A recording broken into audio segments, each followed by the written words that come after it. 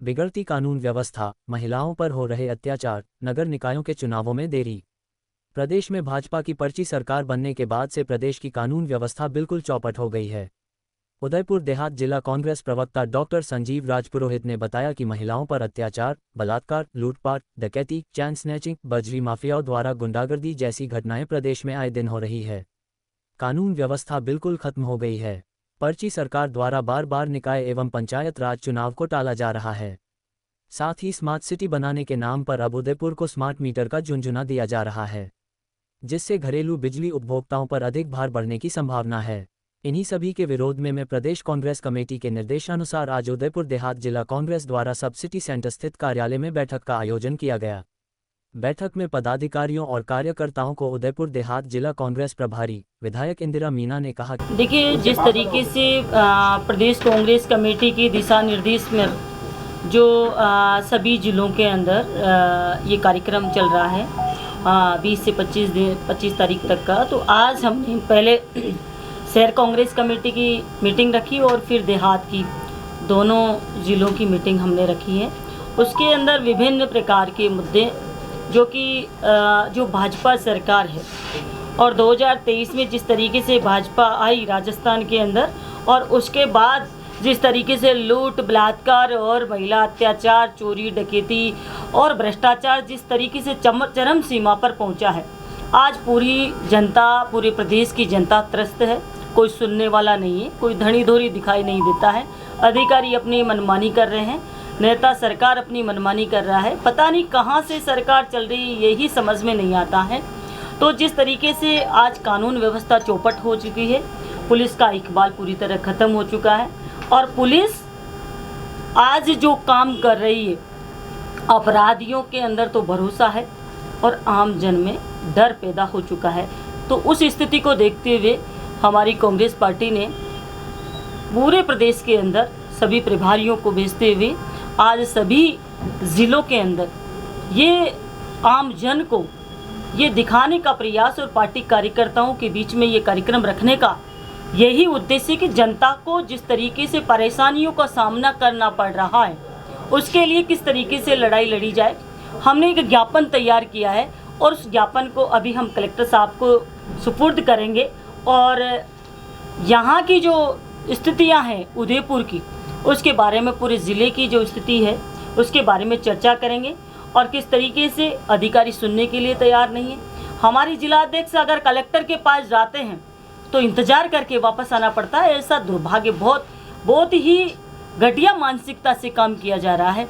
तो ये बहुत बड़ा दुर्भाग्य है इस देश के साथ में, राजस्थान का भी, जो कि आज आपने देखा होगा कुछ दिन पहले एक विधायक को डिप्टी के ढोक देना पड़ रहा है, डिप्टी के ढोक लगाना पड़ रहा है। हमारी जो विधायक है, पूर्व विधायक प्रीति सत्तावत जी, उनको किस तरीके से अभद्र भाषा का प्रयोग यहाँ का संबंधित थाने का इंचार्ज करता है, तो वो बहुत ही निंदनीय है। और जितनी भी उस घटना की निंदा की जाए, क्योंकि जनप्रतिनिधि जो होते हैं, जो जनता के भरोसे पर चुनाव जीतते हैं और जनता के भरोसे पर चुनाव लड़ते हैं, हार जीत होती रहती है, सरकारें बनती रहती है, आती रहती है, जाती रहती है। हमारे राजस्थान के अंदर भी कांग्रेस थी पहले, अब बीजेपी आ गई है। आने वाले समय में फिर हम दावे के साथ कहते हैं कि जिस तरीके से परेशान किया जा रहा है, हम कांग्रेस पार्टी को राजस्थान की जनता वापस चुनकर लाएगी। लेकिन अधिकारियों का जो रवैया है कि चोरी हो गई है मंदिर के अंदर, भाजपा मंदिर के नाम पर, धर्म के नाम पर, जाति के नाम पर बहुत राजनीति करती है, लेकिन मंदिर में चोरी हो गई है और हमारी पूर्व विधायक वहाँ जाती है और उसके साथ अभद्रता की जाती है। चोरी का खुलासा तो दूर की बात है, आए दिन मर्डर, गोली चलती है, यहाँ पे हत्याएं होती जा रही है। तो आप ये समझ सकते हो कि जिस तरीके से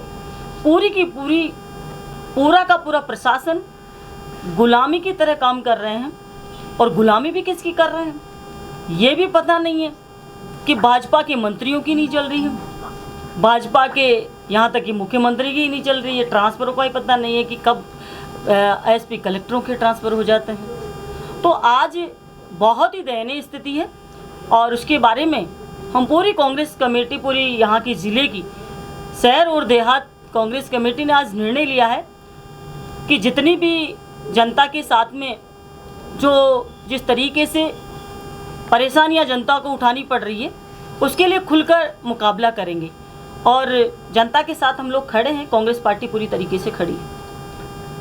अभी चुनाव नजदीक आने वाले हैं तो आपके कांग्रेस पार्टी की तरफ से किस तरह तैयारी है? देखिए, हमारा आज का जो ये मुद्दा है, चुनाव आयोग स्पष्ट कह रहा है कि भाजपा सरकार चुनाव नहीं कराना चाहती और ये पूरे प्रदेश की जनता भी ये समझ रही है कि चुनाव क्यों नहीं कराना चाहती, क्योंकि आज प्रदेश के अंदर जो हालात है वो इनको लग रहे हैं कि पंचायत राज चुनाव और नगर निकाय के चुनाव में हमें हार मिलेगी और उसी डर से ये चुनाव नहीं कराना चाहते। परिसीमन का बहाना किए हुए हैं और परिसीमन भी पता नहीं कौन सी फाइलों में अटका हुआ है, वो भी पता नहीं, आज तक बाहर नहीं आ रहा है। तो लोकतंत्र की हत्या कर रहे हैं, संविधान को ये लोग मानते नहीं हैं।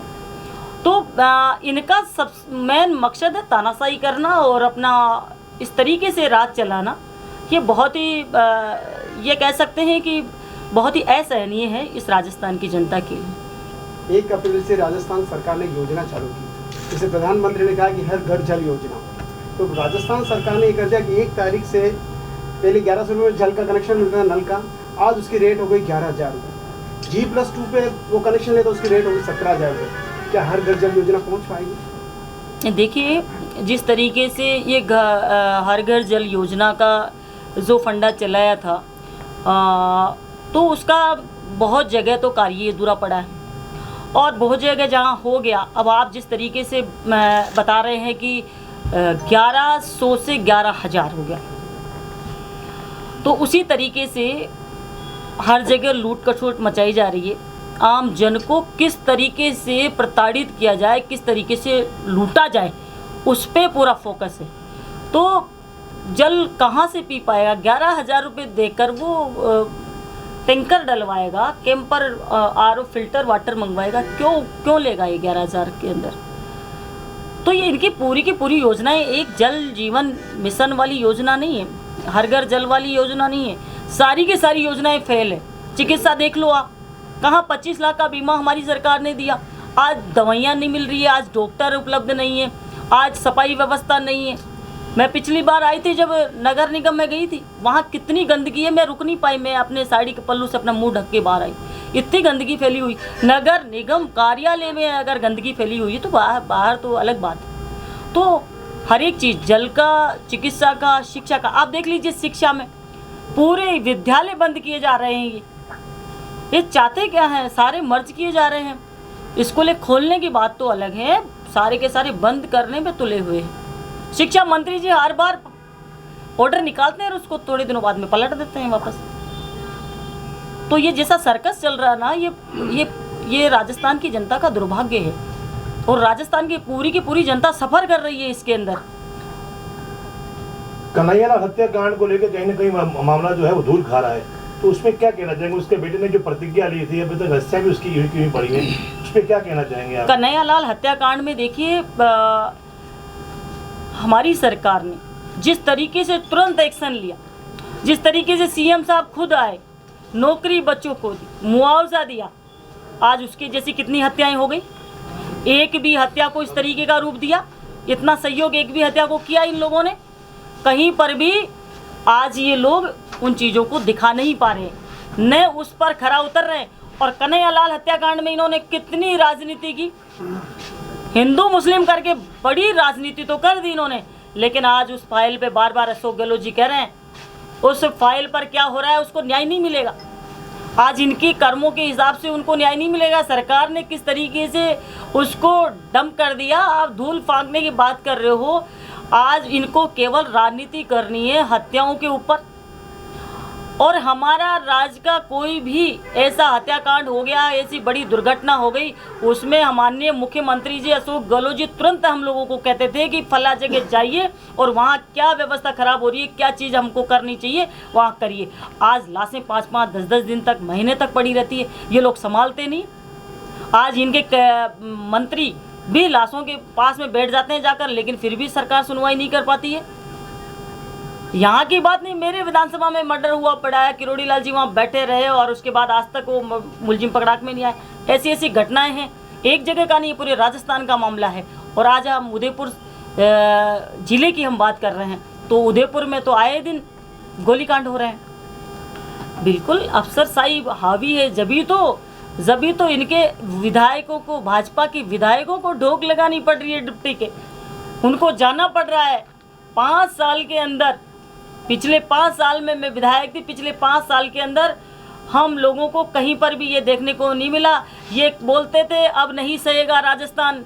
पिछली बार विधानसभा में उठाया मैंने मुद्दा कि अब क्यों सह रहा है राजस्थान। पूरा राजस्थान सहने के लिए मजबूर है। इस राजस्थान की जनता को छला गया है और इस राजस्थान की जनता को लूटा गया है। महिलाओं की भावनाओं के के साथ खेला गया है, खिलवाड़ किया गया है। उनसे कहा गया है कि हम आपकी सुरक्षा करेंगे, कांग्रेस आपकी सुरक्षा नहीं कर रही है। लेकिन आज पूरे 5 साल का विधानसभा में आंकड़ा दिया, उन्होंने 1.5 साल का आंकड़ा उससे पार हो गया, 5 साल से ज़्यादा। इतने अपराध बढ़ गए महिलाओं के, विशेषकर मैंने विशेषकर सवाल लगाया इस मामले में। तो कांग्रेस ऐसा कोई बड़ा आंदोलन राजस्थान में खड़ा क्यों नहीं कर पा रही है? देखिए, जिस तरीके से भाजपा समय एक होता है, तानाशाही जिस तरीके से की जा रही, जैसा कि अभी हमारे पूर्व विधायक प्रीति सत्ताव जी ने कहा कि जैसे ही इनके साथ वो घटना हुई, दूसरे दिन से पुलिस वाले उठाने लग गए बच्चों को। छोटे मोटे मामले देखकर उठाते हैं, 151 में 2 झापट मारते हैं, कपड़े खुलाते हैं और वापस छोड़ देते हैं 10 मिनट के अंदर। ऐसी हरकतें कर रहे हैं। ये क्या है? ये डर पैदा करने की कोशिश कर रहे हैं कि कांग्रेस का कार्यकर्ता सड़कों पर नहीं आ जाए। लेकिन कब तक डरता रहेगा कांग्रेस का कार्यकर्ता? कुछ सीमित समय के लिए डर सकता है, लेकिन बाहर आना पड़ेगा और आएगा कांग्रेस का कार्यकर्ता, जनता के साथ खड़ा रहेगा। पिछले 25 वर्षों से नगर निगम में भाजपा का बोर्ड बना हुआ है। 30 वर्षों से। इस बार क्या तैयारी है निगम में आपका बोर्ड बना? देखिए, निगम के अंदर भ्रष्टाचार चरम सीमा पर है। हमारे लोग बार बार आवाज़ उठा रहे हैं और एविडेंस दे रहे हैं, लेकिन सुनने वाला कौन है? सुनने वाला कोई नहीं है। और मैंने कहा मैं विधानसभा में उठाऊंगी, हमारे जो 2 विधायक हैं वो लोग उठाएंगे विधानसभा के अंदर। और जिस तरीके से भ्रष्टाचार बढ़ रहा है, आज उसको देखते हुए यहाँ बोर्ड कांग्रेस का बनना सुनिश्चित है। और उसी के बारे में हम लोग ये कह रहे हैं कि जनता जान चुकी है, और जनता जान चुकी है। और इनका जो मैनेजमेंट है, जो इनकी चालाकियाँ हैं, ये सही से तरीके से चुनाव नहीं जीता जाता तो फर्जी तरीके से चुनाव जिताने का प्रयास करते हैं। और कई जगह से ऐसी खबरें आई है, आप सबको भी पता है। मेवाड़ में ऐसा जनता में कयास है कि विपक्ष मजबूत नहीं है, विपक्ष बराबर मजबूत नहीं है, इसे लेकर क्या कहना चाहेंगे? देखिए, विपक्ष बहुत मजबूत है, लेकिन आप कुछ दिन उसको डरा सकते हो, कुछ दिन धमका सकते हो, भय व्याप्त कर सकते हो, लेकिन विपक्ष बहुत मजबूत है। और हम आपसे कह रहे हैं कि आने वाले समय में और देख लेना विपक्ष कितना मजबूत होता है। और दूसरा कि महाराष्ट्र में जिस तरह से राजधानियों पर और अन्य प्रदेश के नागरिकों पर भी जिस तरह से वीडियो सोशल मीडिया पर देखे जा रहे हैं अत्याचार है, उसे लेकर आप क्या कहना चाहते हैं? देखिए, सब जगह ही एक दूसरी जगह से खदेड़ा जाने का कार्य चल रहा है। बिहार में जिस तरीके से इन्होंने वोट काटने का तरीका अपनाने का प्रयास किया, उसी तरीके से सब जगह लोगों को परेशान करने का काम किया जा रहा है। यहाँ के हमारे मारवाड़ी लोग बहुत सारे महाराष्ट्र में रहते हैं, कई प्रदेशों के अंदर राज्यों के अंदर निवास कर रहे हैं, धंधा कर रहे हैं। उन लोगों को परेशान कर कर वहाँ आज आप देख लीजिए, पूरा व्यापार वर्ग परेशान है इन लोगों से।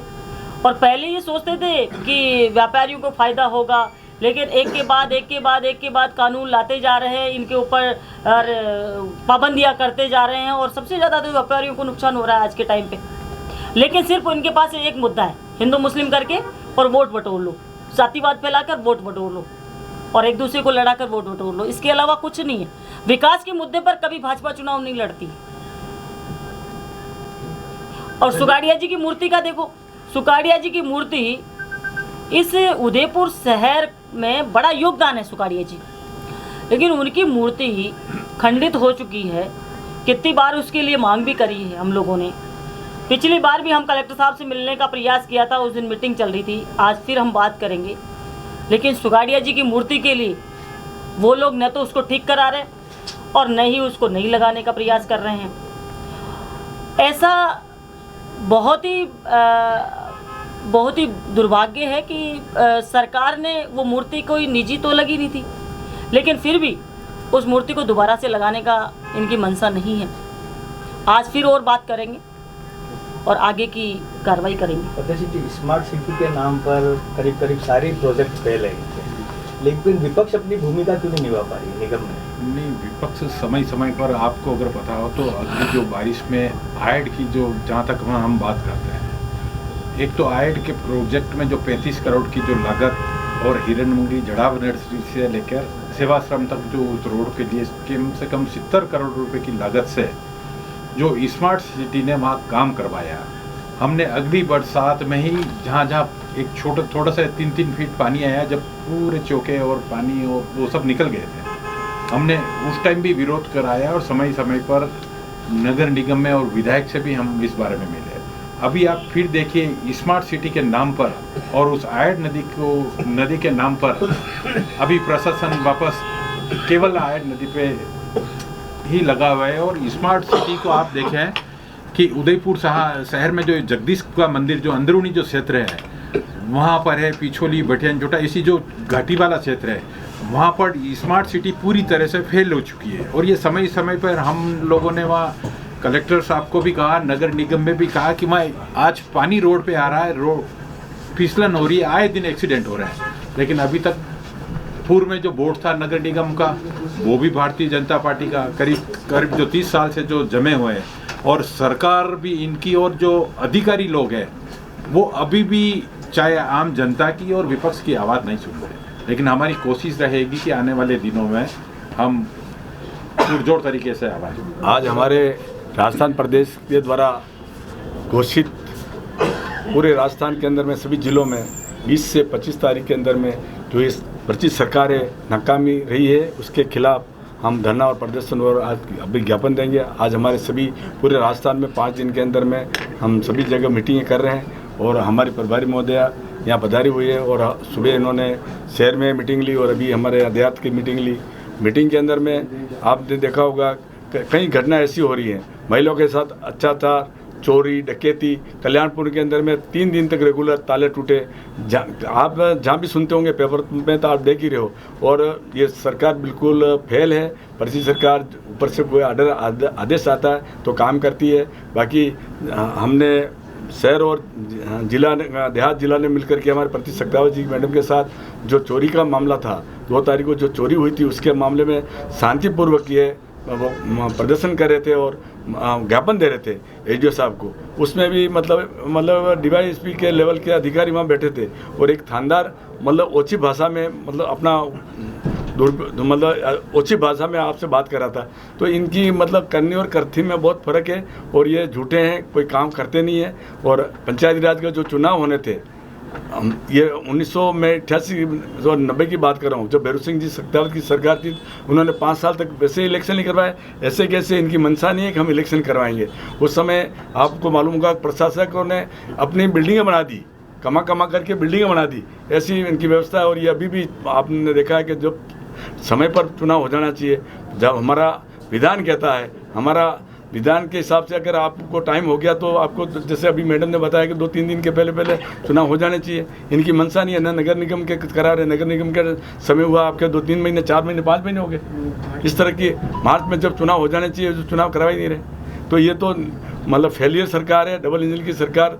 इंजन दोनों खराब हो गए। जैसे आपने देखा होगा कि अहमदाबाद में जो प्लेन क्रैश हुई के उसी तरह से इनकी भी दिवालिया निकलने वाला है।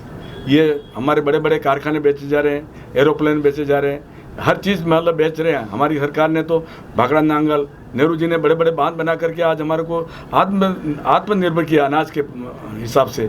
और ये कुछ करना ही नहीं चाहते हैं। आप देख रहे हो ना, आप खुद भी मतलब खुलासा नहीं कर पा रहे हो कि ये सरकार क्या कर रही है। अभी हम प्रतीश सक्सेना के लिए अभी हम और ज्ञापन भी देंगे और ज्ञापन भी दिया भी हो और भी वार्ता करेंगे। आप एक थानेदार को वहाँ से हटा ही नहीं सकते। इतना क्या दबाव आ गया। अभी मैडम कह रही थी कि डिप्टी के बाद हमारा एमएलए जाकर के पैर पकड़ रहा है। तो ये कोई सरकार थोड़ी हुई। अगर मान लो कोई समस्या है तो समस्या को समाधान बैठ करके निकाला जा सकता है, बात करके निकाला जा सकता है। आ रही थी कि नवंबर या दिसंबर के अंदर चुनाव करा दिए जाएंगे। मेरे को नहीं लगता है, जो जिस तरह से ये काम कर रहे हैं उस तरह से लगता नहीं। अभी ये कह रहे हैं कि हमारा परिसीमन भी सही नहीं हुआ। अभी हम उनकी भी गाइडलाइन 2-3 हफ्ते में देंगे। अब वो गाइडलाइन भी इनकी क्लियर नहीं हुई है। जब तक गाइडलाइन ही नहीं हुआ हमारा, जो आपने पंचायती राज में वो लाए हो आप, तो भाई उनका जो भी है समस्या उसको समाधान तो पहले करना चाहिए ना। जब तक समस्या नहीं दिखाएंगे, हमने प्रधान, हमने पंचायत समिति बना दी, हमने वो भी बना दिए, जिले बना दिए, हमारी सरकार ने जिले बनाए थे, उसमें से आपने देखा होगा 8 जिले रखे और 5-7 जिले उन्होंने निरस्त भी कर दिए, जबकि प्रशासक लग गए थे, सारी मतलब सरकार की मशीनरी लग चुकी थी, उनको भी निरस्त कर दिए। तो इनकी मंशा नहीं है और ये इनके पास पैसा ही नहीं है, ये काम करें क्या? लोगों के ठेकेदार तो आज रो रहे हैं, आंखों में आंसू आ रहे हैं उनके। आप पता करो ना, कभी भी कहीं भी वर्क चल रहे हैं वहाँ जाकर के आप पता करना कि इनकी क्या स्थिति है। बताइए, जिस दिन आपने आंदोलन किया था, एसपी साहब को ज्ञापन दिया था, उसके बाद क्या कार्रवाई हुई बताइए। एसपी साहब को ज्ञापन देने के बाद उन्होंने आश्वासित किया था कि 4 दिन में इसकी कार्रवाई हो जाएगी, परंतु 4 दिन बाद एडिशनल एसपी मैडम ने मेरे बयान लिए और वहाँ पे जो लोग खड़े थे उनको बारी बारी जिनके नाम उन तक पहुँच सके उन लोग को बुला के उदयपुर उन सब के भी बयान परसों शाम तक हो चुके हैं। अब आगे की कार्रवाई के लिए आज हम एसपी साहब से बात करेंगे कि उन्होंने क्या निर्णय लिया है, क्योंकि ये जो दिनेश पाटीदार जी जो वहाँ लगे हुए, मैं उनको अभी भी जी कह के संबोधित कर रही हूँ क्योंकि उन्होंने पुलिस की वर्दी पहन रखी है और मैं पुलिस की वर्दी का सम्मान करती हूँ। ये हमारे कार्यकर्ताओं को एक एक चुन चुन के, जैसे उनको पता चलता है भाजपा का एक आधा पदाधिकारी या कोई कार्यकर्ता अंदर बैठा रहता है थाने में, वो इनको बताता है ये वो आदमी था जो उस दिन इनके साथ था, वो ये आदमी है, तो उन पे कुछ कार्रवाई नहीं कर पा रहे हैं, उन्हें अंदर बुलाते हैं, 2-4 थप्पड़ मारते हैं, कपड़े उतरवाते हैं, 10 मिनट के लिए थाने में बिठवाते हैं और 10 मिनट में वापस छोड़ देते हैं पाबंद करके। तो ये कौन सी राजनीति कहलाती है? अगर अधिकारी भी भाजपा और बीजेपी भाजपा और कांग्रेस करने लगे तो वो न्यायपूर्ण जांच कैसे करेंगे? दिनेश पाटीदार जी के अगर आपने बयान सुने होंगे, जब मयूर जी ने उनका स्टेटमेंट लिया था तब भी उन्होंने यही कहा था कांग्रेसी तो है ही ऐसे, ये तो बीजेपी है जो ढंग से आकर अपना ज्ञापन देके चली गई। मैं वह ना तो कांग्रेस पार्टी का मैंने कोई बयान दिया था, न मैंने भाजपा की बात करी थी, वो वल्लभनगर की बात थी और वल्लभनगर में चोरी हुई थी और ऐसे स्थान पे हुई थी जो मेवाड़ की आस्था का केंद्र है, उटाला माता के मंदिर का। मैं भी वल्लभनगर की वासी हूँ, वल्लभनगर से जनप्रतिनिधि भी रही हूँ, तो मेरा दायित्व था जब वल्लभनगर के सभी लोग जा रहे तो उनके साथ जाने का। और जब हमारे विधायक महोदय ये कहलवा रहे हैं कि वो वहाँ क्यों आई, दिनेश पाटीदार जी ने भी मुझे अंदर से 2 बार कहलवाया कि यार राजनीति क्यों कर रहे हैं आप यहाँ से जाइए। मैं वहाँ कोई राजनीति करने नहीं आई थी, वो मेरी भी आस्था का केंद्र है, मैं उस माँ के लिए वहाँ गई थी और वल्लभनगर के लोगों के साथ गई थी और आसपास मेवाड़ के भी लोग आए हुए थे। परंतु आज भी प्रशासन, पुलिस डिपार्टमेंट ने उस अधिकारी को नहीं हटाया, जबकि बयान हो चुके हैं और साफ दिख रहा है कि उसने मुझे किस प्रकार आंखें दिखाई, किस भाषा का प्रयोग किया, कैसे धक्का दिया, सारे बयान हो चुके हैं। पता नहीं पुलिस किससे डर रही है। अगर भाजपा का इतना डर है तो कांग्रेस भी कमज़ोर नहीं है। अगर हम महात्मा गांधी के सिद्धांतों पे चलते हैं तो हम सुभाष चंद्र बोस के सिद्धांतों पे भी चल सकते हैं। एक समय दिया जा रहा है, नहीं तो अतिशीघ्र बड़ा आंदोलन किया जाएगा।